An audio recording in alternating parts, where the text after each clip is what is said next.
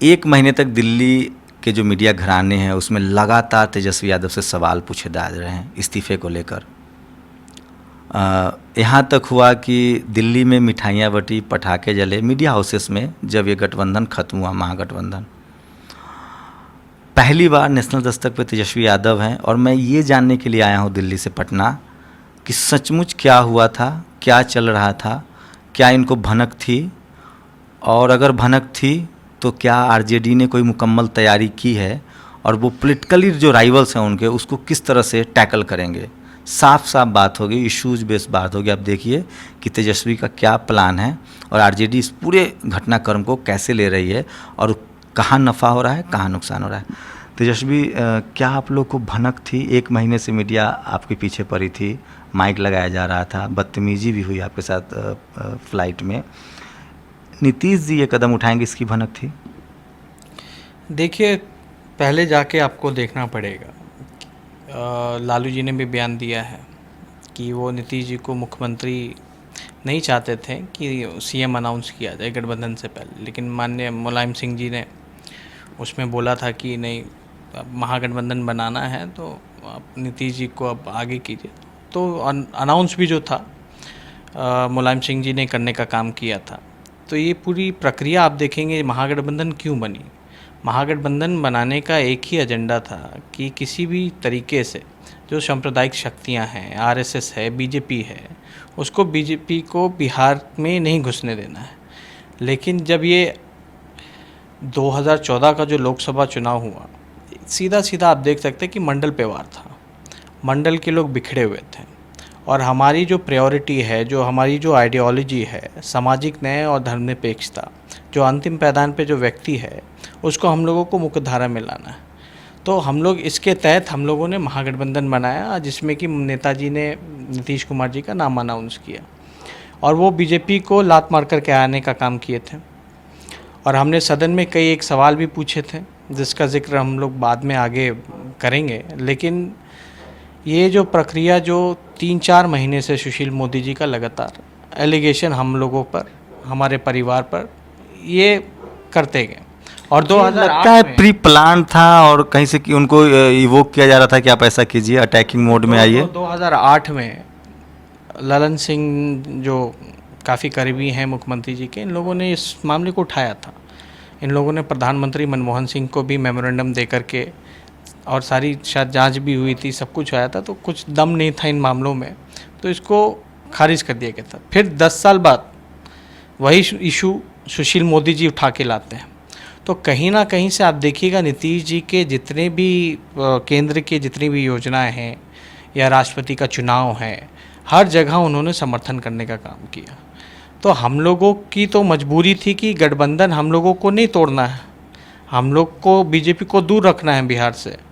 अगर हम लोग कुछ इनिशिएटिव लेते, भनक तो थी ही, मन जिस हिसाब से उनका चल रहा था, तो लग नहीं रहा था कि वो पूरी तरीके से, क्योंकि सरकार में जितनी योजनाएं से लेकर के हम लोगों ने खुला, मतलब without any pressure, Nitish Kumar ji को हम लोगों ने काम करने के लिए दिया हुआ था कि आपको हम लोग सरकार चलाने दे रहे हैं, आप लोग चलाइए सरकार, अच्छे से चलाइए, और जिन जिन बातों पर गठबंधन हुआ है उस पर आप वैचारिक बात कीजिए। हम लोग कोई भी बात होता था, कोई भी भर्ती होने वाली बात होती थी, तो एक ही बात होती थी कि सोशल कॉम्पोजिशन के हिसाब से जिसकी जितनी आबादी है उस आधार पे उन लोगों को न्याय मिलना चाहिए। क्योंकि हम लोग सामाजिक न्याय के साथ आर्थिक न्याय उनको, जो गरीब हैं, गुरबा हैं, जो मजदूर हैं, किसान हैं, उनकी तरक्की की बात हम लोग करते थे। लेकिन हालांकि अब सरकार में जो हुआ सो हुआ, अब नीतीश जी का मन नहीं रहा। अब क्या कारण था, नहीं कारण था, नीतीश जी पे प्रेशर था या उनकी कोई चीज़ पकड़ी गई थी, या उनका जो वोट की डकैती उन्होंने जो करने का काम किया, मंडल के वोट को लेकर के कमंडल वालों को सरकार में बना दिया, जिसके खिलाफ मैंडेट था उसको उन्होंने सरकार में लाने का काम किया। तो कहीं ना कहीं से ये तो बिहार की जनता के साथ चीट हुआ है। हम लोगों को भनकते, अगर कुछ इनिशिएटिव पहले लेते हैं तो पूरा मीडिया और पूरे जदयू के लोग या नीतीश कुमार जी और बीजेपी के लोग यही बोलते हैं कि पुत्र मुँह में इन लोगों ने गठबंधन तोड़ने का काम किया। तो हम लोग तो साफ शुरू दिन से यही कहते रह गए कि भाई हम लोगों के तरफ से गठबंधन में कोई दरारें नहीं आएंगी। हमारे को कहा गया कि जस्टिफाई कर दीजिए। ऑलरेडी जस्टिफाई हो रखा था। लालू जी ने प्रेस कॉन्फ्रेंस किया और एक एक बिंदु जो सुशील कुमार मोदी जी ने मॉल से लेकर के जो डिलाइट मार्केटिंग कंपनी है उसके बारे में बिंदुवार तरीके से उन्होंने सारी बातें रखने का काम किया था। तो ऑलरेडी मीडिया को तो प्रेस कॉन्फ्रेंस करके या पब्लिक डोमेन में ये बातें डाल दी गई थी। असल में बेनामी तो वो होती है जो किसी और के नाम पे आपकी संपत्ति हो। ये तो ऑलरेडी नाम की चीज़ें हैं। जो भी आरओसी में कोई भी जाएगा देख ही सकता है कि क्या है इनके पास नहीं है। लेकिन कहीं ना कहीं से एक मोहरा बना करके, हमको मोहरा बना करके ये पूरा प्रकरण छापे, एफआईआर, रेड, ये सारा किया गया, केस डाला गया ताकि एक एक्सक्यूज़ ढूंढा जाए कि आखिर जनता में हम महागठबंधन से हम कैसे निकलें और बीजेपी के साथ हम हाथ कहाँ से मिलाएं। तो पूरा प्रकरण अगर आप देखें, राष्ट्रपति वाला चुनाव के बाद से ये माहौल और तेज हो गया और तुरंत उनके प्रवक्ताओं से बुलवाया गया। लेकिन कभी भी मुख्यमंत्री जी ने हमको तो नहीं कहा कि आप इस्तीफ़ा दे दीजिए। उन्होंने ये खुद कबूला भी था और हमको तो ये लगता था शायद हो सकता है कि इस्तीफ़ा मेरा नहीं मांग रहे हैं, जस्टिफाई करने की बात कर रहे हैं। तो हम निकल कर के उस दिन कैबिनेट मीटिंग के बाद निकल के बोले ही थे 13-14 साल का लड़का कहाँ से है जिसका मूंछ नहीं है, वो घोटाला या 2004 की बातें रेलवे में कॉन्स्पिरेसी कैसे कर सकता है। तो नाबालिग पर आरोप लगाना, नाम लेना भी ऑफेंस है। हाँ, अब वो बातें हैं, सब जानते हैं। ये तो बहाना था, ये सब चीज़ें खाली निकलने का था। हम तो ये भी कहे थे निकल के कि हम जनता के बीच जाएंगे, अपनी बातों को रखेंगे। अब मुख्यमंत्री जी का भी तो यही कहना था कि तेजस्वी लालू यादव को जो जानते हैं लोग, उनको पता है कि पॉलिटिकल बहुत बड़ी गलती नहीं करते हैं, वो चूक नहीं करते हैं। उनको जनता का नब्ज पता है, नेताओं के बारे में पता है। मैं भी कई बार जाता रहा हूँ जब वो रेल मंत्री थे, दूर से सूंघ लेते हैं, पहचान लेते हैं। लगता है नीतीश कुमार को पहचानने में पहले वो जो कहते थे कि उनके पेट में दांत है, कहीं मजबूरी थी या कोई गलती हुई, चूक हुई? नहीं, पहचान में कोई गलती नहीं हुई। पहचान भी ले तो आप कैसे, आप क्या करते हैं? आप कोई भी कदम उठाते हैं, महागठबंधन तोड़ने की बात आ जाती और बोला जाता कि पुत्र मोह की बात है, लालू जी अपने बेटे को मुख्यमंत्री बनाना चाहते हैं। तो कोई भी कदम उठाना, हम लोग ठीक है, कोई बात तो खुल के प्लेटफॉर्म पे तो हुई नहीं थी जो हम, हालांकि भनक और जो लालू जी हमेशा नीतीश कुमार जी से बात करते थे ना। आपके 80 विधायक थे, उनके कम विधायक थे, आपने चीफ मिनिस्टर पोस्ट दे दिए, तो इतना तो पॉलिटिकली ईमानदारी कौन दिखाता है? नहीं, अब ये तो उनको समझना चाहिए। अब वो तो ये भी नहीं समझ रहे, वो तो कह रहे हैं कि लालू जी को नेता ही उन्होंने बनाया, तो जिसका जवाब लालू जी ने दे ही दिया। पढ़ा मैंने वो पोस्ट। तो ये सारी बातें हैं, लेकिन आपको वजह क्या है? हम लोग नहीं चाहते थे कभी कि महागठबंधन टूटे, क्योंकि जो मैंडेट जो मिला था, करोड़ों लोगों ने वोट महागठबंधन को देने का काम किया था। सामाजिक न्याय के आधार पर, धर्मनिरपेक्षता के आधार पर, बिहार आगे बढ़े विकास के नाम पर वोट देने का काम किया था। बीजेपी को सरासर बिहार की जनता ने रिजेक्ट करने का काम किया। कुछ लोग कह रहे हैं कि तेजस्वी ज़्यादा पॉपुलर हो रहे थे, खासकर यूथ में। आप लगातार कम्युनिकेट कर रहे थे, सोशल जस्टिस के मुद्दे उठा रहे थे, सड़कों पर जा रहे थे, रोहित वेमुला से लेकर तमाम जगह पोस्टर्स बना रहे थे। तो एक ये भी था कि आपका जो उभार था वो एक नया मतलब पॉलिटिकल ईरा की शुरुआत थी। उससे भी उनको कोई, उसको लेकर भी बातचीत होती थी नीतीश जी से, या एक अनसिक्योरिटी थी उनके मन में? देखिए, काफ़ी इशू, ये तो आकलन आप लोगों को करना चाहिए कि क्या बात थी, क्या पॉपुलैरिटी को लेकर के। हालांकि जो मेरा काम है यही काम है, जिस इशू पे जो हमारा विचारधारा है, जो आइडियोलॉजी है। अब रोहित वेमुला के साथ नाइंसाफ़ी हुआ तो मेरा फ़र्ज़ बनता था, डिप्टी सीएम रहते हुए भी हम सड़क पे उतरे। और कई बार जो जेएनयू पे इतनी बार हमले हुए हैं उसके बारे में भी लगातार हम संपर्क में रहे हैं, अपनी बातों को रखने का काम किया। तो ये तो हमारा काम है, हमको अपने काम से कोई भी नहीं रोक सकता। हमने अपना काम किया। अभी सवाल ये आता है कि अब क्या बात आई या नहीं बात आई, लेकिन हमेशा आप स्कॉलरशिप की बात करें, पिछड़ों की, दलितों की, तो एक स्टूडेंट क्रेडिट कार्ड एक योजना आई थी जहाँ डिफरेंसेस मेरा और मुख्यमंत्री जी का हुआ था। स्टूडेंट क्रेडिट कार्ड में है, यूनिवर्सल है, वो चाहे अति पिछड़ा हो या फॉरवर्ड क्लास के लोग हों, सबको उसमें जो 4 लाख का जो लोन है स्टूडेंट क्रेडिट कार्ड के हिसाब से मिलेगा। और जितने जो अति पिछड़े विभाग में, जितने दलित SC ST विभागों में जो स्कॉलरशिप जो दिया जाता था, उसकी जो रकम हुआ करते थे, जो बजट हुआ करता था, वो सारा स्कॉलरशिप का सारा स्टूडेंट क्रेडिट कार्ड में गारंटी के तौर पे, क्योंकि बैंक से उसमें लोन का था, तो राज्य सरकार ने गारंटी की 100%, 150% गारंटी दी थी कि देने का काम करेगी। तो ये सारा जो बजट का पैसा वहाँ चला गया।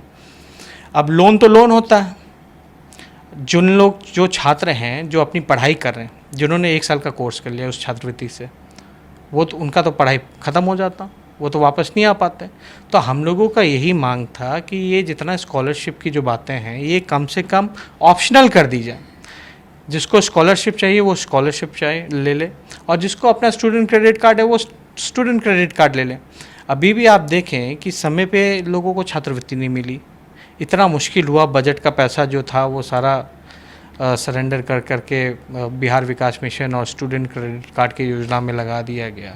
तो कहीं ना कहीं से जो युवा वर्ग है, शिक्षा व्यवस्था को लेकर के जो स्थिति है, जो आप देखे होंगे कि कितना इस बार परसेंटेज जो है बिहार का लो हुआ है।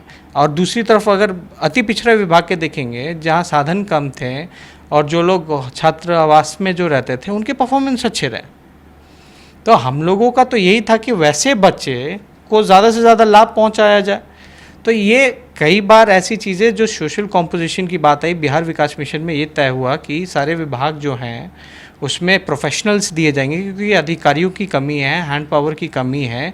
तो विभाग को और अधिकारियों को सपोर्ट करने के लिए प्राइवेट सेक्टर से प्रोफेशनल हायर करके बिहार विकास मिशन में लगाया जाएगा। हम लोगों ने सीएम से बोला कि इसमें भी अगर होता है तो जो सोशल कॉम्पोजिशन के हिसाब से वो होना चाहिए, ताकि सबके साथ न्याय हो। नीतीश जी ने कहा कि लालू जी कास्ट के नेता है और मैं मास के नेता हूँ। इसको लेकर जो प्रतिक्रिया, लालू जी की प्रतिक्रिया मैंने देखी है, क्या लग रहा है कि अब वो लगातार और अभी माइनॉरिटी को लेकर एक मुद्दा उन्होंने मीटिंग सीटिंग की है, तो क्या लग रहा है कि आप लोग, जनता से मैं बात कर चुका, जनता में क्या मैसेज आ रहा है, आप लोग क्या मैसेज देंगे अब?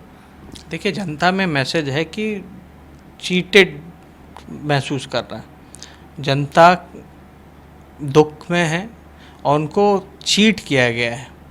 और जहाँ तक नीतीश जी ने मास की बात कही है और बोलते हैं कि वो जातियों की राजनीति नहीं करते, मास की बात करते हैं, तो आपको मैं 2 उदाहरण दूंगा। जब मंडल का दौर था तो लालू जी और जो 90 का जो दौर था, पूरा सामाजिक न्याय का दौर था पूरा, उस समय नीतीश जी कमंडल के साथ चले गए समता पार्टी बना करके। और दोबारा अब जब मायावती और अखिलेश जी की यूनिटी की बात की जा रही है, समाजवादियों को इकट्ठे एक प्लेटफॉर्म पे लाने की बात की जा रही है, विपक्षी दलों को एक मंच पे लाया जा रहा है कमंडल के खिलाफ, तब ये फिर से चीट किए, फिर से भागे। और नीतीश जी के साथ कभी मास था ही नहीं, मास तो लालू जी के साथ था। उन्होंने कहा कि इंजीनियर कॉलेज में वो पढ़ते थे तो हमने वोट दिलवाने का काम किया, और बाकी सब जो कॉलेज में थे तो उनको कौन वोट दिया? लालू जी ने। JNU के, DU के और देश भर के छात्र दक्षिण से लेकर पश्चिम तक मुझे एक सवाल कह रहे थे कि तेजस्वी से उम्मीदें हैं, वो सोशल जस्टिस की बात लिखते हैं, साफ साफ बोलते हैं, बेलाग। ऐसा लोग बहुत परहेज, हमारे जो सीनियर लीडरशिप है वो बहुत परहेज करता है, वो टोपी भी पहनते हैं, वो मंडल कमंडल दोनों के साथ खेलते रहे। वो लोग हमेशा मुझसे पूछते हैं कि जो हमारा नया जनरेशन है वो पाक साफ बात करना चाहता है कि या तो आप ज्योतिबा फुले की बात करेंगे, अम्बेडकर आंदोलन की बात करेंगे, बहुजन की बात करेंगे, या दूसरा बीजेपी का आइडियोलॉजी, RSS की आइडियोलॉजी पर जाएंगे। क्या लगता है कि तेजस्वी से उनकी बड़ी एक्सपेक्टेशन है, उसको लेकर आपकी क्या राय है? और वो इसी मुद्दे को लेकर मैं इंटरव्यू करने आया हूँ कि क्या तेजस्वी से एक नई उम्मीद है, एक नई लकीर खींचेंगे? देखिए, पूरी कोशिश है। सबसे पहले तो जितने सामाजिक न्याय के सोच के लोग हैं एकजुट हो जाएं, और लालू जी का बड़ा प्रयास चल रहा है, मायावती जी, अखिलेश जी, या जितने और भी राज्यों के जितने भी लोग समाजवादी लोग हैं, जब तक हम लोग एक नहीं होंगे तब तक कोई भी मुकाम हम लोग हासिल नहीं कर सकते हैं। और जहाँ तक युवाओं की बात है, युवाओं को जिस तरह से छला जा रहा है, अभी IAS वगैरह का जो भी था, जो भी हुआ थे, उनको वापस कर दिया गया, हटा दिया गया, और 50% जनरल का रिजर्वेशन की बात आ गई, या JNU में जो सीटें होती थी वो कम कर दिया गया। तो ये सारी बातें जो हैं, इश्यूज़ जो हैं, रोहित वेमुला के साथ जो हुआ, किस हिसाब से उसको प्रताड़ित किया गया, उसको मजबूर किया गया सुसाइड करने पे, और जो उनके खिलाफ मतलब जो जिन लोगों ने काम किया उनको सज़ा नहीं मिल रही है। तो कहीं ना कहीं से हम लोगों में कमियां हैं। पहले अपने अंदर की कमियों को हम लोगों को दूर करना पड़ेगा और एक एजेंडा बना करके लोगों को जागरूक करना पड़ेगा और हर देश भर में हम लोगों को घूमना पड़ेगा।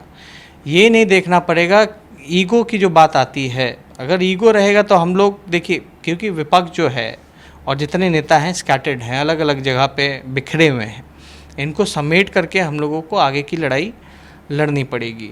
और जो हम लोगों की लड़ाई थी, जो लालू जी ने जो कहा था कि जो जाति गणना जो हुई थी शैक्षणिक तौर पे आपका जो क्या कहते हैं कास्ट सेंसस का जो था, तो ये सारी जो इश्यूज़ हैं, जब कास्ट सेंसस हो गया है तो इसको पब्लिक डोमेन में क्यों नहीं रखा जा रहा है? इसको तो पता तो चलना चाहिए कि कौन से जाति के लोग कितने हैं, कितनी उनको दिक्कतें हैं। उसमें ये दिखाया गया कि कितने जो लोग हैं, एक परिवार के लोग जो हैं एक रूम में रहते हैं, सड़कों पर रहते हैं, कितने मज़दूर हैं, कितने लोग भीख मांगते हैं, कितने लोग जो हैं उनको अपना खुद का ज़मीन नहीं है।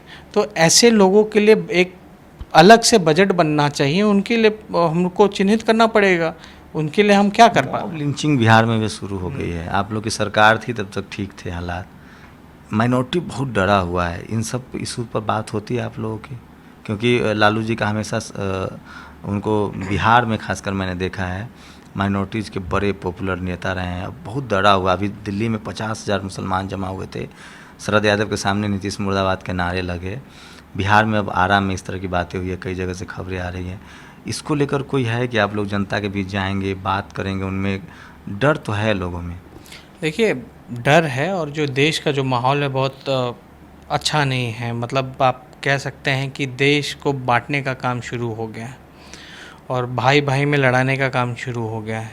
और इस तरह की घटनाएं, इसमें सिर्फ मुसलमान ही नहीं मारे गए, हिंदू भी मारे गए। मॉब लिंचिंग में जो हैं दलित मैक्सिमम मारे गए हैं। ये सारे जितने लोग हैं, अब कई तो सरकारी जो अधिकारी हैं जो ले जा रहे थे पशु को, वो भी पीटे गए। तो ये सारा जो प्रकरण मॉब लिंचिंग को लेकर के एक माशूका एक कानून की बात चल रही है। लोग जो हैं, कई लोग हैं माशूका एक कानून के बारे में बात कर रहे हैं। ह्यूमैनिटी जो है हम लोगों के अंदर वो ख़त्म होती जा रही है। एक भीड़ आता है, जहाँ भी गाय जाता है कोई लेके जाता है, या कोई भी पशु का मीट जाता, पता नहीं है कि क्या चीज़ का मीट है, लेकिन फिर भी पीटा जाता है। तो इसमें तो प्रधानमंत्री जी का बयान तो हम देखें, लेकिन कोई कार्रवाई तो कहीं नहीं हुआ। पहले भी उन्होंने बयान दिया था, फिर कोई कार्रवाई नहीं होता है। तो ये सिर्फ बोलते हैं कुछ और अपने लोगों से कुछ और करवाते हैं। तो इसके लिए हम लोगों को खड़ा रहना पड़ेगा, लोगों को समझाना पड़ेगा कि ये हिंदू की बात नहीं, मुसलमान की बात नहीं, ह्यूमैनिटी की बात हम लोगों को करनी चाहिए। हम लोग जहाँ पक्ष लेते हैं तो ये लोग बीजेपी के लोग सीधे बोलते हैं कि आप लोग पाकिस्तान चले जाओ, आप लोग पाकिस्तानी हो। मतलब कुछ ऐसे जो देशभक्त हैं, जो बजरंग दल के लोग हैं, या आदित्यनाथ जो सीएम हैं उनके जो एक उन्होंने ऑर्गेनाइजेशन बना रखा है, उनके लोग हैं, वो लोग क्रेडिट बांटते फिर रहे हैं कि भाई देशभक्त कौन होगा, नहीं होगा। हिंदू वाहिनी सेना है, अब उन्होंने कहा है कि शायद बिहार में भी घुसेंगे और उनका पहला कार्यक्रम जहां मुसलमानों की जहां आबादी है, किशनगंज, अररिया, वहां घुस करके कम्युनलाइज। अभी कई इंसिडेंट ऐसे हो रहे हैं। कई आरएसएस के ऐसे वर्कर हैं जो पकड़े गए हैं कि मंदिरों में वो मीट फेंकने जा रहे थे। तो ऐसे हालात पर तो सरकार को या हम लोगों को और सेंसिटिव होना पड़ेगा और जानना पड़ेगा, खासतौर पे नौजवानों को, कि भाई इसमें सबसे ज़्यादा तो नुकसान नौजवान का होता है। जो मारे जाने वाले लोग होते हैं दंगे फसाद में, वो तो ज़्यादातर युवा होते हैं। कहीं ना कहीं विपक्ष इसमें भी फेल रह रहा है। देखिए, ट्रेन के टिकट 700 के टिकट अभी 1400 में मैं खुद खरीद के आया हूँ, 1500 में। एलपीजी सब्सिडी ख़त्म हो गई, महंगाई हो रही है, इसको एडजस्ट नहीं कर रहा है। मीडिया को भी आप लोग नहीं साथ पा रहे हैं, मीडिया आपके साथ नहीं है। और वो बाढ़ की खबर है तो वो चोटी काटने की अंधविश्वास फैला देता है। तो आप लोग मीडिया को फेस नहीं कर पा रहे हैं, लग रहा है कि उसको नहीं। आप देखिए, पनामा में लगातार हम लोगों ने, पनामा पेपर्स घोटाले में और व्यापम वाले में हम लोगों ने लगातार प्रेस कॉन्फ्रेंस की, मगर जो हाईलाइट मिलना चाहिए था नहीं मिला।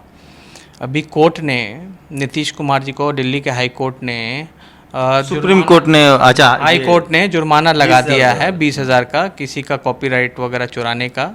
लेकिन कहीं न्यूज़ में आप नहीं देखे होंगे। तो आज की डेट में जो मीडिया इतना प्रभावशाली है, इतना मतलब ब्रेन वॉश करता है लोगों को और झूठी खबरें हम सब मीडिया को नहीं बोलेंगे, लेकिन जो उनका जो एजेंडा है आज, और लालू जी तो साफ तौर पे कहते हैं, खुलेआम कहते हैं, मीडिया को ही कहते हैं कि इनके जितने एडिटर हैं वो अमित शाह हैं, उनके एजेंडे पे ये काम कर रहे हैं। पूरे साउथ में देखिए, लोगों ने अपने अपने हिसाब से करुणानिधि हो, जयललिता हो, पूरे हिंदी पट्टी में बहुजन लीडरशिप ने एक मीडिया नहीं खड़ा कर पाया। आप कैसे मैसेज कन्वे करेंगे? कमी है, लेकिन सोशल मीडिया है, सोशल मीडिया पे हम लोगों की कोशिश है कि उसको और मजबूत किया जाए।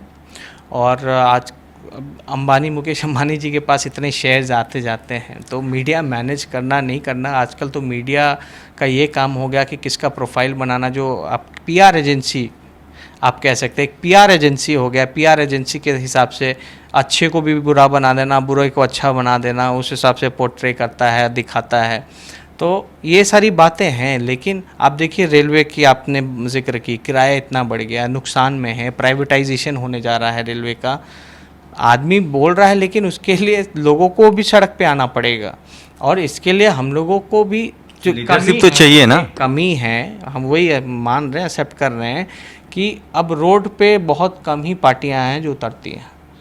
अब मेरा मानना है कि जितनी पार्टियां हैं जो भी इंसाफ और न्याय की लड़ाई लड़ना चाहती है, देश बचाने की लड़ाई लड़नी पड़ती है, उसको अब रोड पे निकलना। आप लोग कब सड़क पर निकल रहे हैं? हम तो 9 तारीख से निकल रहे हैं। क्या क्या क्या रोड रैली जो है 27 अगस्त को, उसमें भी हम लोग निकल रहे हैं। क्या बात हो रही है कि अखिलेश, मुलायम, शिबू सोरेन ये सब आ रहे हैं आपकी रैली में? कौन कौन लोग आ रहे हैं? सब लोगों को न्योता दिया गया है और सब लोगों ने आश्वस्त किया है, जितने भी विपक्षी दलें हैं 18 जो हैं, उन सबके नेताओं को हम लोगों ने न्योता दिया। हम तो खुद मायावती जी से भी मिल के आए, उनके साथ 1-1.5 घंटा हमने समय भी बिताया। राहुल जी से भी मिल के आए, मैडम सोनिया जी से भी मिल के आए, अरविंद केजरीवाल जी से भी मिले। हम जितना हम मिल सकते थे, जितने लोगों से हमने मिला। हालांकि लालू जी ने भी कई जितने विपक्षी दलों के नेता हैं उनसे संपर्क साधा। हमारे पार्टी के जो दिल्ली में जो एमपीज़ हैं वो लगातार तमाम लोगों के संपर्क में हैं। हम लोगों की कोशिश है, जो काम करना चाहिए, पहले एक प्लेटफॉर्म पे हम लोग आ जाए, एक एजेंडा हम लोग बना लें, उसके बाद हम लोग पूरे जोर तरीके से हम लोग अपना जो मोदी सरकार के ख़िलाफ़ जो इन लोगों का जो अभियान है भारत को बांटने का और जो संविधान को खतरे में डालने का, देखिए डर हमको कभी कभी लगता है कि जिस हिसाब से इन्होंने हर चीज़ पे अपना कब्जा हथिया लिया है, तो हमारे संविधान को आज की डेट में लगता है कि खतरा। राष्ट्रपति बना के संविधान में ये हो जाए। दलित राष्ट्रपति सिर्फ नाम के दलित से नहीं होता है। देखिए, अब तो वो राष्ट्रपति हैं, तो हम लोगों का सम्मान करना वाला नहीं, लेकिन जो भी उनकी आइडियोलॉजी वगैरह जो रही है वो तो आरएसएस के रहे हैं, और आरएसएस में तो आप जानते ही हैं कि क्या क्या हो। एक आप पर आरोप है, लोग कह रहे थे कि नीतीश जी को आप अंकल कह रहे थे और बाद में आपने कुर्सी कुमार कहा। हमने हाउस में भी बोला था आप चाचा हैं, हम कुर्सी कुमार नहीं बोला। मेरे ये सोशल मीडिया पे कैसे वायरल हुआ? कुर्सी कुमार भाई वीरेंद्र जो हैं हमारे पार्टी के, उन्होंने नामकरण करने का काम किया था। हम तो हाउस में उस दिन भी कहे कि आप सीनियर हैं और व्यक्तिगत रूप से हम आपके डिप्टी सीएम रहे हैं, तो आपका प्रति सम्मान रहेगा, और जो कर्तव्य है सम्मान देने का वो हम करेंगे। आप चाचा कुर्सी कुमार नहीं हैं, चाचा रहेंगे। हमने कुर्सी कुमार नहीं बोला, हमने बोला कि कुर्सी से प्रेम है। ये सच है आपने जो आरोप लगाया? मैंने आपने वीडियो जारी किया अपना विधानसभा में, जो आपने स्पीच दी थी, नेशनल दस्तक पे भी मैंने लगाया उसे, 3 पार्ट में आया था पहले, फिर एक पार्ट में भी मुझे मिला आपके यूट्यूब पर। ये सचमुच आपके स्पीच को गायब कर दिया गया था, कैसे फिर आपने ली? नहीं, देखिए, जो टेलीकास्ट जो होना चाहिए था लाइव, वो पहले हमेशा हुआ करता था। जब भी कोई भी बोलता था, लाइव टेलीकास्ट जो होता था, असेंबली जो स्पीकर के पास पावर होता है, वो टेलीविज़न मीडियाज़ को वो दिया करते थे। इस बार हुआ कि दिया ही नहीं गया। 2 घंटे बाद दिया भी गया, जो थोड़ा थोड़ा 5-5 मिनट 4-4 मिनट का, उतना ही दिया गया। अभी भी पूरा रिलीज़ विधानसभा से नहीं किया गया। तो ये जो विधानसभा, क्योंकि हम लोगों का राइट है कि जो प्रोसीडिंग होती है या जो रिकॉर्डिंग हुई है अंदर, उसकी सीडी की मांग, तो हम लोगों के पार्टी ने इसकी मांग की, तो सीडी हम लोगों को मिला, तब जाकर के पूरा भाषण हम लोगों को मिला। लेकिन लाइव ब्रॉडकास्टिंग को रोकना कहीं ना कहीं से आवाज़ को दबाने वाली बात थी। जो घटना जो हो रही थी उसको छुपाने की प्रयास किया जा रहा था। क्योंकि आप देखे होंगे पूरे हाउस में जितने भी हमने सवाल उठाए, चाहे बीजेपी के लोग हों या नीतीश कुमार जी हों, किसी के तरफ से एक भी सवाल का जवाब नहीं मिला। जवाब ये दिया गया कि हम भ्रष्टाचार के खिलाफ हैं, हम एक परिवार का सेवा नहीं कर सकते। आपको किसने बोला था सेवा करने? कौन सा सेवा आपने किया? परिवार का कौन सा ऐसा सेवा किया? हम लोगों ने कौन सा दबाव आप पे डाला कि आप लोग सेवा कीजिए? तो आप क्यों नहीं उधर, बीजेपी की इतने सारे लंबी लिस्ट है, राजनाथ सिंह से लेकर अरुण जेटली से लेकर, आप लोग क्यों नहीं लिस्ट जारी करते? अरे हम लगातार, हम लोगों ने जो लिस्ट है, क्या कौन सी लिस्ट के बारे में आप बात वो कर परिवारवाद वाला, डायनेस्टी वाला? अरुण जेटली उसमें नहीं है। नहीं, उनके पिता, उनके ससुर कांग्रेस के बड़े नेता थे। होंगे कांग्रेस के, लेकिन जो लिस्ट आपको चुनाव से पहले, डायनेस्टी का मतलब बच्चा ही नहीं होता हर। हाँ, चुनाव से पहले हमने ये रिलीज़ किया था। मेनका गांधी और बहुत सारा लिस्ट था उसमें, 50-60 ऐसे जो बीजेपी और एनडीए अलायंस के नेता। और ये बताने की जरूरत है, सबको पता है, नहीं पता है कि बीजेपी के अलायंस बिहार की बात, लालू मुलायम को ही बताता है और मायावती। ये बताइए ना, बीजेपी में आपके जगन्नाथ मिश्रा, उनके बेटे नीतीश मिश्रा, भागवत झा आज़ाद, अच्छा, वो बीजेपी में चले भागवत झा आज़ाद के बेटे कीर्ति झा आज़ाद, तो ये लोग अपर कास्ट हैं या उस हिसाब से हैं, तो इनका परिवारवाद नहीं आया। सही में लगता है, आपको भी लगता है कि जो बहुजन समाज के नेता हैं, SC ST OBC माइनॉरिटी, उनको जानबूझकर मीडिया के जरिए और किसी जरिए से कैरेक्टर असैसिनेशन हो, चोरी आरोप लगाकर, और आपकी जनता भी आरोप लगते ही आपको दोषी मान लेती है? देखिए, ये तो शुरू से ही चलता रहा है, और लालू जी की उस सज़ा जो है चारा घोटाला और ये सब 1977 का मामला है, चारा घोटाला, और लालू जी तो विसल ब्लोअर थे इस केस को। उन्होंने खुद हर जगह के DM को फ़ोन करके बोला कि FIR करो बाकायदा, और क्या उन पर लगाया गया? कॉन्स्पिरेसी की चार्ज। DA केस भी लगाया गया था, DA केस सुप्रीम कोर्ट से हम लोग जीत गए। अब फिर से वही चीज़ें फिर से अब हमारे फिर से परिवार पे लगाने की कोशिश, सारे एजेंसियों को लगा दिया गया, CBI को, ED को, इनकम टैक्स को, और IB के लोगों को, सबको लगा दिया गया। फ़ोन टेपिंग से लेकर के क्या क्या जो भी करना है वो लोग अपना करते होंगे, प्रेशराइज जो भी करना है कर रहे हैं। तो कहीं ना कहीं से जितने भी पिछड़े और जो दलित समाज के जितने भी लीडर रहे, या जो भी सोशल जस्टिस की लड़ाई जिन्होंने लड़ने का काम किया है, वो सबको इन्होंने कैरेक्टर को बदनाम करने का काम किया। और लालू जी का तो कैरेक्टर किस प्रकार से, कभी कोई जोकर कहा, कभी कोई मजाकिया कहा, किस हिसाब से उनकी नाम को इज्जत से नहीं लेते हैं लोग। और अभी भी देख सकते हैं, इस प्रकरण के बाद भी कई ऐसे वीडियोस जो बनाए जा रहे हैं या कुछ हैं जहाँ उल्टी सीधी बातों से उनको एड्रेस किया जाता है। पब्लिक मीटिंग में जाते हैं, हम लोग लगातार बात करते रहते हैं, दिल्ली हो, बॉम्बे, सब जगह। हम लोग कहते हैं कि मैं भी बिहार से हूँ। हम कहते हैं कि एक दौर था जब हम कास्ट सर्टिफिकेट बनवाने के लिए ब्लॉक नहीं जा सकते थे, हमें भगा दिया जाता था। लालू यादव आते हैं, वो कई तरह की चीज़ें इनिशिएट करते हैं, सिंबॉलिक वो करते हैं, और उसके बाद वो जातीय वर्चस्व, जो सवर्ण समाज का वर्चस्व था, वो टूटता है। उसका क्रेडिट पूरा देश लालू यादव को देता है। लेकिन आप लोग को इतनी हिम्मत कहाँ से आती है? आप आडवाणी का रथ रोक देते हैं, अमित शाह मोदी का रथ रोक देते हैं बिहार में आके, तो क्या लग रहा है इसकी सजा मिल रही है आप लोगों को? देखिए, ये तो लड़ाई लड़ना है तो आपको ये सब तकलीफ़ें तो उठानी पड़ेंगी। कोई भी इन लोगों के खिलाफ़, कमंडल के खिलाफ़ अगर लड़ाई लड़ेगा तो आपको, ये लोग जब भी सत्ता में आएंगे तो इस प्रकार की ये लोग सज़ा देने का काम करेंगे।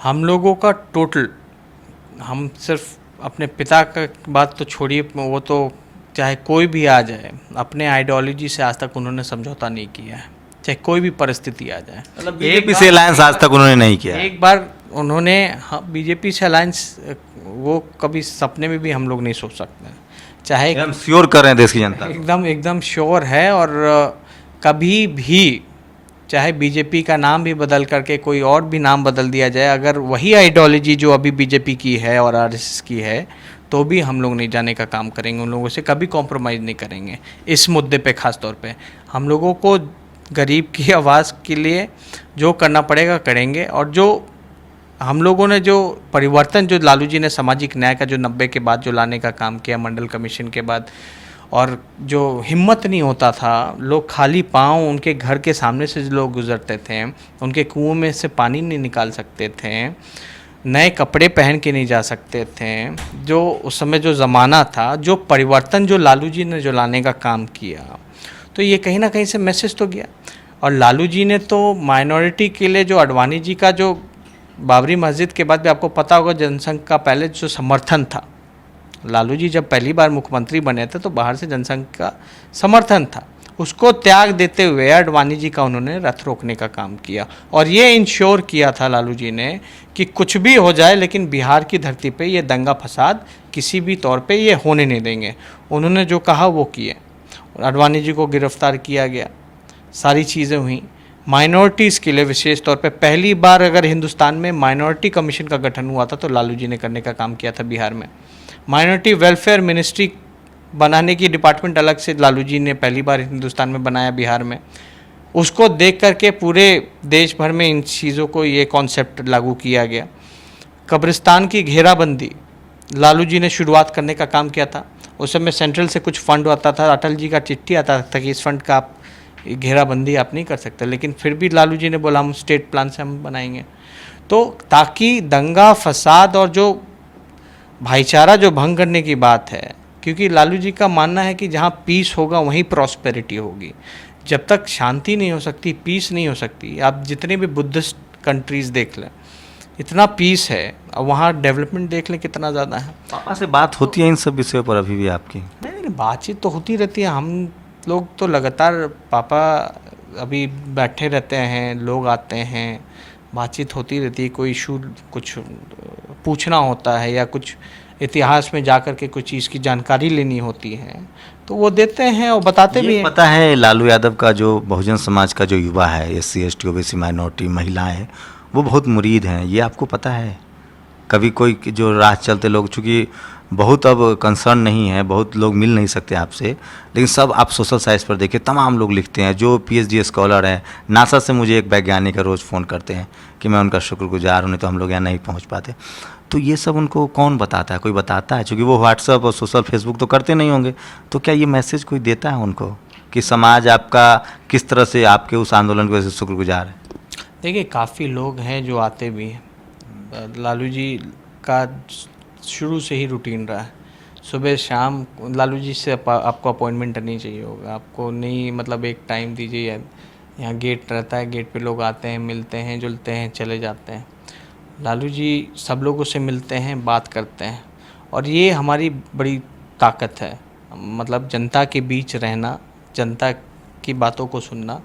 और अगर आप दूसरी तरफ नीतीश जी के यहाँ चले जाइए तो दूर दूर तक, कोसों कोसों तक उनसे तो विधायक तक नहीं मिल सकते, उनकी खुद के पार्टी के। तेजस्वी की क्या मतलब इस मामले में तेजस्वी किस रूट पर चले? आजकल पहले लालू जी सोशल मीडिया में एक्टिव नहीं हुआ करते थे, तो हम लोग बोले कि आपकी बात को हम लोग ज़्यादा से ज़्यादा लोगों तक हम लोग पहुंचा सकते हैं, यूनिवर्सली हम लोग इंटरनेशनली जो है आपकी बातों को पहुंचा सकते हैं, और आपके प्रति क्या लोगों की राय है वो भी हम लोगों को, इससे हम लोगों को जानकारी मिल जाएगी।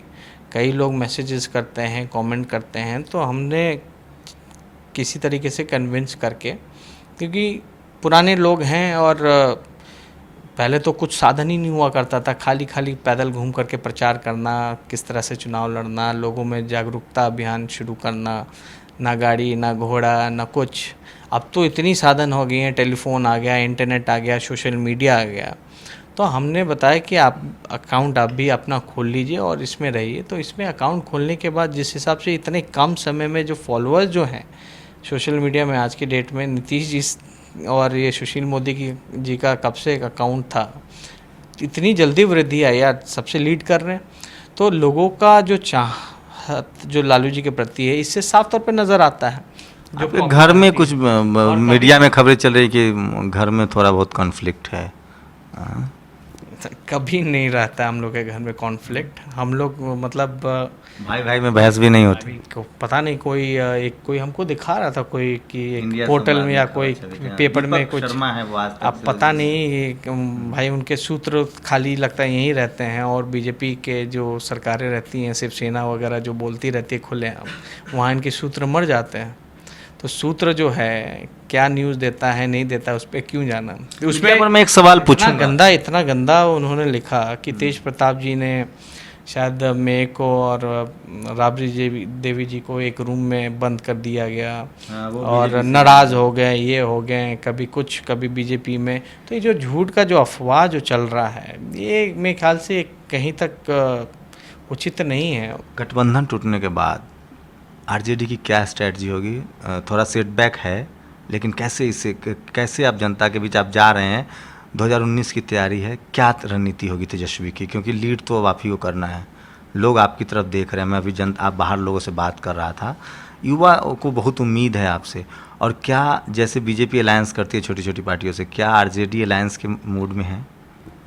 देखिए, हम लोगों का जो भी पोजीशन हो, हमारे नेता लालू जी ने शुरू दौर से ही संघर्ष करने का काम किया और उस चीज़ को हम लोग भी अपनाने का काम करेंगे। हम लोग संघर्ष करने में कोई कमी नहीं छोड़ेंगे। और जो भी हम लोगों के आम विचारधारा के जो लोग हैं, जो चाहते हैं कि सामाजिक न्याय हो, गरीब की बात की जाए, डेवलपमेंट की बात की जाए। आज के दौर में हम लोग क्या बात ही नहीं कर पाते डेवलपमेंट की, ना सुनने को मिलता है, ना टीवी में, ना कुछ, ना किसान पे बात करें, किसान की क्या हालत हो गई है, मजदूर की क्या हालत हो गई है। इतने कारखाने बंद हो गए, इतने लोग बेरोज़गार हो गए, आईटी सेक्टर में नौजवानों की नौकरी छीनी जा रही है, नौकरी देने का वादा था। तो इन सारे मुद्दों को लेकर के हम लोग आएंगे, लड़ेंगे, और जो लोग भी इसका समर्थन करना चाहे उससे हम लोग जुड़ेंगे। कोई आना चाहे अगर इस इश्यूज़ पे, तो उसमें हम लोग क्यों मना करेंगे कि मत आओ। जब लालू जी नीतीश जी से मिल सकते हैं तो कुछ भी हो सकता है। तो छोटे छोटे जो लोग हैं, जो संगठन हैं, जो इस इश्यूज़ पे अभी शिक्षक लोगों का इशू आ रहा है कि 50 साल के बाद इन लोगों को जबरन रिटायर कर दिया जाएगा। आपको हम बता दें कि जो लालू जी के दौर में जितने शिक्षकों की जो अपॉइंटमेंट हुई थी, आज वही बिहार के स्कूलों को चलाने का काम कर तो मोदी जो कॉन्सेप्ट है 5,000 वाला शिक्षक, वो मोदी जी ने वहाँ दरोगा की बहाली की, पूरे देश ने उसको शिक्षक के रूप में अपनाया। तो वो तो एक बड़ा इशू है, लेकिन उस पर आंदोलन की मैं बात कर रहा हूँ तेजस्वी, कि क्या फिर से आरजेडी आंदोलन के मूड में आएगी? क्योंकि लालू यादव को आंदोलन के लिए जाना जाता है, वो रैली करते रहे हैं, सड़कों पर निकलते रहे हैं। आंदोलन शुरू है, आंदोलन की तैयारी एकदम ज़ोर शोर पे है। उसका बिगुल फूंका जाएगा 27 अगस्त को। और लालू जी ने और हम लोगों ने, पार्टी के लोगों ने, हम लोगों ने राजगीर में प्रशिक्षण शिविर किया।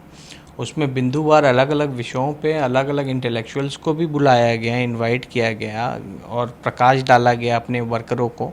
सेलेक्टेड जितने भी वर्कर थे, एक रोड मैप बनाया गया, एक एजेंडा तय किया गया कि हमको किस प्रकार से लैस रहना है, तैयार रहना है आगे की लड़ाई को लेकर के। बिहार के युवा आपके साथ हैं? देखिए, बिहार के युवा हमेशा साथ रहेंगे। उनके साथ नाइंसाफ़ी आज सबसे ज़्यादा हो रही है। आप बोलिए, प्रधानमंत्री जी एक तो विशेष पैकेज नहीं दिए, स्पेशल स्टेटस का दर्जा नहीं दिए, 2 करोड़ लोगों को रोज़गार देने वाले थे साल में, बल्कि और लोग बेरोज़गार होते चले जा रहे हैं। जो नीतीश जी अगर फिर से आते हैं आपके पास? देखिए, नीतीश जी का जो चैप्टर था अब यहाँ से अब मतलब क्लोज़ हो चुका है, क्योंकि उनकी कोई विचारधारा नहीं है। उनका सिर्फ और सिर्फ कुर्सी प्रेम है। उनको ये गलतफहमी है और वो ये चाहते हैं कि अंतिम सांस तक वही चीफ मिनिस्टर बने रहें बिहार का। जो बहुत सारे लोगों से मैं मिलता हूँ, वो कह रहे हैं कि एक लालू जी के परिवार पर खतरा है, पॉलिटिकली राइवल्स के रूप में सारे लोगों को, चाहे लालू, मुलायम, नीतीश, इन सबको डर दिखाया जाता है। मायावती को और सीबीआई का डर है, गिरफ्तारी हो सकती है। इसके लिए कोई रणनीति है? आप लोग इसके लिए तैयार हैं? नहीं, अब गिरफ्तारी होगी तो कानूनन तरीके से लड़ाई लड़ी जाएगी। कानून जो लीगल तरीका है उसका कोर्ट में हम लोग लड़ाई लड़ेंगे। और लालू जी ने तो ज़मीन की भी लड़ाई लड़ी और कानून की भी लड़ाई अब तक लड़ते आ रहे हैं। तो अब हम लोगों के लिए कोई नया नहीं है। आपको हम बता दें कि हम लोग 8 साल से ही रेड देखते आ रहे हैं। लालू जब घर पे जब रेड पड़ा था तो हम लोग 8-9 साल के थे, तब से रेड देखते आ रहे हैं। पूरे देश भर में इंटरपोल लगाया गया। हमारे ननिहाल जाकर के, गांव में सिलार में जाकर के, जो नानी का घर है, उसके घर का जो आंगन होता है उसको कोड़ा गया कि उन लोग को लगता था यहीं पैसा होगा। जितने भाई, हाँ, खोद करके पूरी चीज़ें देखी गई, सब कुछ देखा गया, पूरे देश भर में लगाया गया, इंटरपोल लगाया गया। जितने अकाउंट्स थे सबकी वेरिफिकेशन हुई, संपत्तियों का वेरिफिकेशन हुआ, एक एक ईंट का उन्होंने जांच किया, कुछ नहीं मिला। हाँ, सब कुछ हुआ।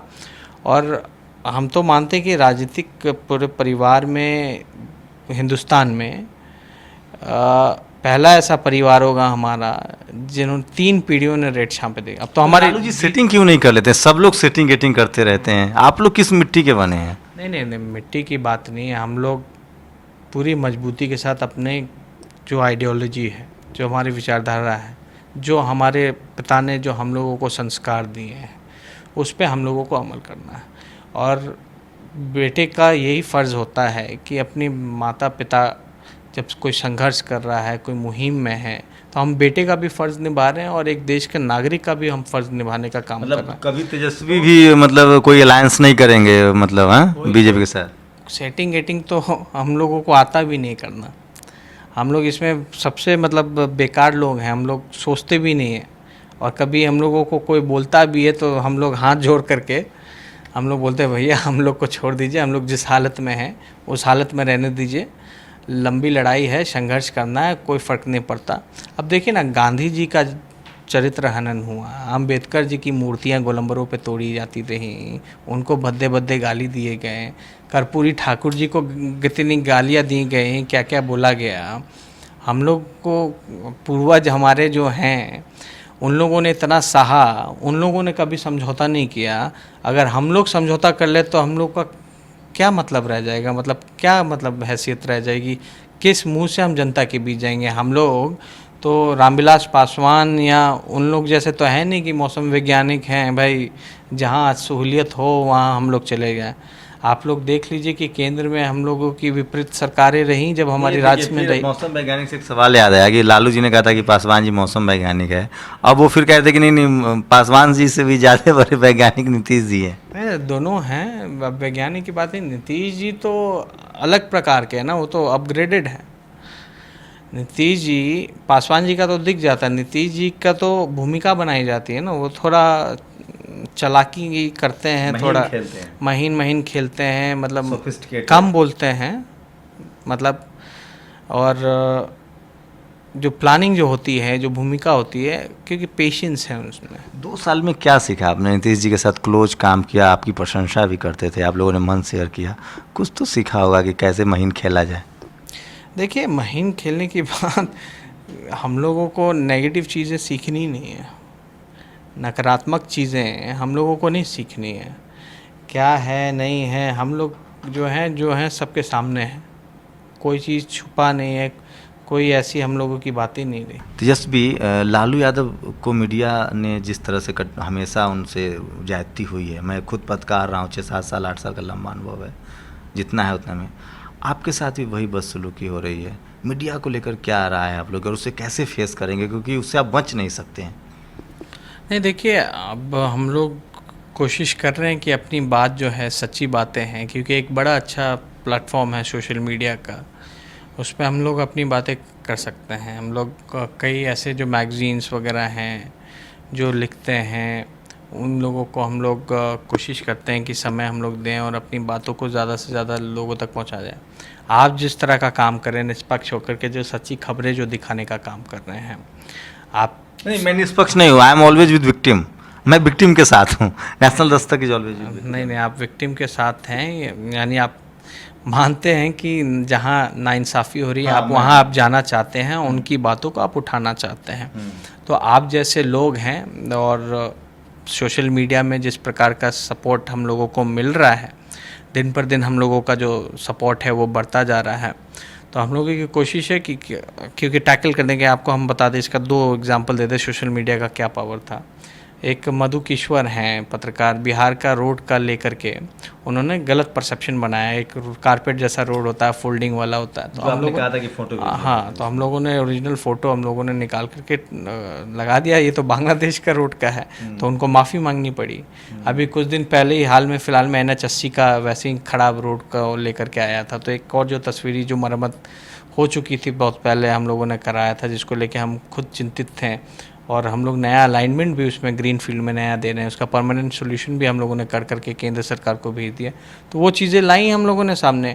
तो कहीं ना कहीं आपको जो है सोशल मीडिया में, आपको तो पूरा एक मौका है अपनी बात को रखने का, लेकिन जो इलेक्ट्रॉनिक मीडिया हो या प्रिंट मीडिया हो, तो उसमें आपको जो स्पेस जो बनाना है, जो क्रिएट करना है स्पेस बनाने का, वो आपको पर्टिकुलरली उस पर आपको थोड़ा सोच समझ करके कि थोड़ी प्लानिंग के साथ स्पेस हम लोगों को बनाना पड़ेगा। क्योंकि आजकल जो जितने भी अखबारें और टेलीविज़नें जो चलती हैं वो सरकार के विज्ञापनों से ज़्यादा चलती हैं। आप मोदी जी का अगर आप बजट देखेंगे 2 साल का ही, तो पता नहीं कि 21,000 आपको करोड़। लगता है कि मुख्यमंत्री अगर कोई बहुजन हो जाए, मायावती, मुलायम, अखिलेश, ये मीडिया को साथ लेंगे? क्योंकि मीडिया का जो अगर सिर्फ विज्ञापन की बात हो तो अब नए भी आएंगे। हम तो कह रहे हैं मायावती जी का तो, और लालू जी का, या जितने भी अखिलेश जी हों, या जितने भी मुलायम सिंह जी हों, जो भी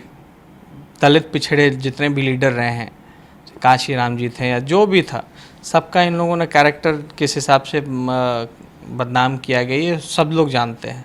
लेकिन जो नए नेता भी आएंगे, हम जैसे कोई भी दलित समाज का या नया उभरता हुआ कोई आपको दिख जाएगा, तो उसी हिसाब से ये लोग अपना उनके पीछे पड़ जाते हैं कि भाई इसकी जो कैरेक्टर जो है, इसको किस तरह से बदनाम किया जाए, किस तरह से रोका जाए। तो ये चीज़ें तो देखिए, सिर्फ पॉलिटिक्स में हमारे लिए नहीं, हम लोग तो चलिए लड़ लड़ के हम लोग झेल लेंगे, हम लोग में शक्ति है, हम लोग लड़ लेंगे। लेकिन एक आम नागरिक जो नौकरी के लिए जाता है, दलित समाज का या पिछड़े के लिए या प्राइवेट सेक्टर में या गवर्नमेंट जॉब्स के लिए, उसके लिए कितनी बड़ी तकलीफ़ें आती होंगी, वो हम लोगों को दूर करना पड़ेगा। क्योंकि आप देख लीजिए, चाहे ब्यूरोक्रेसी हो या चाहे प्राइवेट सेक्टर हो या कहीं भी सरकारी नौकरियों में, रेलवे की नौकरियों में या कहीं भी आप चले जाइएगा, तो आप आंकड़ा या मीडिया में भी देख लीजिए किस प्रकार से किन लोगों का ज़्यादा लोग वहाँ बैठे हैं, कौन कौन लोग हैं। जब तक हम लोग अपने लोगों को यहाँ बैठाएंगे नहीं, तब तक जो लड़ाई है, चाहे कितना भी लड़ लीजिए, वो पूरा डाइवर्सिटी आनी चाहिए। डाइवर्सिटी देखिए, उसलिए हम लोग क्या यहाँ नीतीश जी से हम तो यही कहते थे, कुछ भी हो तो सोशल कॉम्पोजिशन के हिसाब से आप देखिए, ताकि जो लड़के हैं, जेन्युइन लड़के हैं, मेरिट पे आते हैं और जिनमें काबिलियत होती हैं, उनको ग्रास रूट से ही हम लोग वो डेवलप करें। उनके लिए इस एजुकेशन के मामलों से ही हम लोग शुरुआत करें, स्कूल के मामलों से हम लोग शुरुआत करें, अलग अलग एक्टिविटीज़ उन लोगों को प्रेरित करें। ये ना हो कि भाई पिछड़ा और दलित का लड़का खाली सरकारी नौकरी ढूंढने के लिए जा रहा हो, उसको थोड़ा क्रिएटिव बनाना पड़ेगा, उसको हम लोगों को थोड़ा और पकड़ करके थोड़ा एक मौका देना पड़ेगा, एक एक्सप्लोर करना पड़ेगा, ट्रेन करना पड़ेगा, ग्रूम करना पड़ेगा कि सिर्फ आप सरकारी नौकरी ही पे मत जाइए। अलग अलग सेक्टर्स हैं, प्राइवेट सेक्टर्स में कितनी फील्ड हैं। तो हमारा समाज के, हम लोगों के समाज के, जो वंचित समाज के जो लोग हैं, जिनका शोषण होता रहा है, वो ज़्यादातर आपको या तो किसान मिलेंगे या मज़दूर मिलेंगे, लेबर सब जो हैं इधर उधर छोटे मोटे जो चपरासी की नौकरी करने वाले, यही मिलते रह जाएंगे। और पुलिस में अगर जाइएगा तो ज़्यादा से ज़्यादा मैक्सिमम से मैक्सिमम दरोगा दिखेगा आपको। और जब लोग आने सवाल होता है कि यादव दरोगा, यूपी में सवाल हुआ है, अब जाके स्थिति देख लीजिए क्या हो रहा है, तो अब कोई सवाल नहीं हो रहा है। तो जब तक हम इन बिंदुओं पर हम लोग ध्यान नहीं देंगे, लेकिन इन सब पे आने के लिए आपको सरकार में आना पड़ेगा। अच्छे से अगर आप इम्प्लीमेंटेशन करते हैं तो आपको सरकार में आना पड़ेगा। डर असल में यही है कि अगर ये लोग सरकार में आ जाएंगे या जो भी हैं परमानेंट अगर रहने लगेंगे, तो जो सामाजिक न्याय का जो दौर था 90 का, वो जिस हिसाब से शुरुआत उसकी हुई थी, बीच में थोड़ा उस पर जो भी कहें कि अभी ब्रेक लगा हुआ है, फिर से वो शुरू हो जाएगा माहौल। अब देखिए ना, इंजीनियरों की कमी है, डॉक्टरों की कमी है, डिपार्टमेंट में अधिकारियों की कमी है। आखिर उसमें बहाली होंगे तो कौन कौन लोग आएंगे? रिकॉर्ड नहीं हो रहा? अच्छा, गो अहेड। तो हम ये कह रहे थे कि अभी जैसे रिटन टेस्ट नहीं लिया जाएगा, बात चल रही है हम लोगों, क्योंकि इंजीनियर्स की कमी है, डॉक्टर्स की कमी है, उसका इंटरव्यू पे हो जाएगा। इंटरव्यू लेने वाला कौन? तो जिसका मन करे उसको आप चुन लीजिएगा। तो ये कहीं ना कहीं से जो लोगों के साथ जो अन्याय जो हो रहा है, ये सिर्फ हम लोगों की बात नहीं है, हम लोगों को कोई दिक्कत नहीं है, हम लोगों का जितना शोषण करना है, नाम बदनाम करना आप कीजिए। लेकिन जब तक लोग जो ग्रास रूट पे जो आम लोग हैं, जो शोषित समाज है, आप लोग जब तक उसको मुख्य धारा में और सही प्लेटफॉर्म पे और उसको मौका नहीं मिलेगा और जब तक ये लोग नहीं आएंगे तब तक ये सारी चीज़ें चलती रहेंगी। और हमको तो कई बार ऐसे ऐसे लोगों से इंटरेक्ट करना पड़ता है जो अपनी पीड़ा सुनाते हैं, बहुत दुख होता है इन सब चीज़ों को। तो हम लोगों का तो खून मतलब थोड़ा जलता है, लेकिन अब क्या कीजिएगा, अब लड़ाई लड़नी है तो उसके लिए तो हम लोगों को एकजुट होना पड़ेगा ना। अगर हम लोग आवाज़ को दबाया जाएगा, इसलिए दबाया जाता है कि भाई ये लोग आ जाएगा तो भाई जितने भी जगह हैं वहाँ सामाजिक न्याय के लोग बैठ जाएंगे, या मंडल की जो बात हुई थी वो 100% तरीके से इम्प्लीमेंटेशन होगा। तो आज भी आप देखेंगे मंडल कमीशन का तो 10% भी नहीं लागू हुआ। उसमें क्या क्या बातें हुई हैं, क्या क्या हुई हैं, और जो रिजर्वेशन भी जो है वो भी रिजर्वेशन भी अच्छे से फुलफिल नहीं हो पा रहा है। सीटें खाली स्वामी ने कह दिया कि रिजर्वेशन की ऐसी हालत कर देंगे कि वो रहे न रहे। वो तो एजेंडा है, वो तो चलेगा उनका, वो करेंगे। हम तो क्या कह रहे हैं, संविधान ही खत्म कर देगा, दूसरा नया संविधान। ओबीसी प्रधानमंत्री है, दलित राष्ट्रपति है, अब किसान का बेटा उपराष्ट्रपति है, अब तो देश बहुत सुरक्षित है। अरे ये सब ठगा गया ना लोगों को, यही तो है। कभी दलित माँ के बेटे हो जाते हैं, कभी पिछड़े समाज के हो जाते हैं, कभी ये है, कभी होटल से मंगा लिया गरीब के घर, वहीं बैठ के खा लिया, दलितों के यहाँ खा लिया।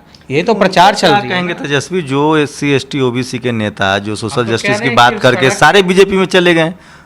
अब ये देखिए, समाज की चिंता नहीं है उन्हें, जो बीजेपी के साथ गए ना जितने भी नेता, वो तो अपना है। जो आप कह रहे थे कि आप क्यों नहीं थोड़ा बहुत डीलिंग वीलिंग सीख लेते हैं उन लोगों के साथ, अगर हम लोग भी चले जाए तब तो ख़त्म ही हो जाएगा। लड़ाई कौन लड़ेगा? अगर क्योंकि सामाजिक न्याय में सबसे मजबूत लालू जी को माना जाता है। तो तेजस्वी से आखिरी उम्मीद रखे लोग। हम अपना काम जो है हम करेंगे, हम किसी के बहकावे में नहीं आने वाले हैं। और हम लोगों को रोड पे रहना हो, रोड पे रहेंगे, मंजूर है। कुल्हाड़ी चलाना पड़े, कुल्हाड़ी चलाने के लिए हम तैयार हैं। लेकिन जो लकड़ी काटने के लिए लकड़ी काटेंगे, खेती करेंगे, लेकिन आवाज़ जो है वो किसी भी प्रकार से हमारी कोई दबा नहीं सकता।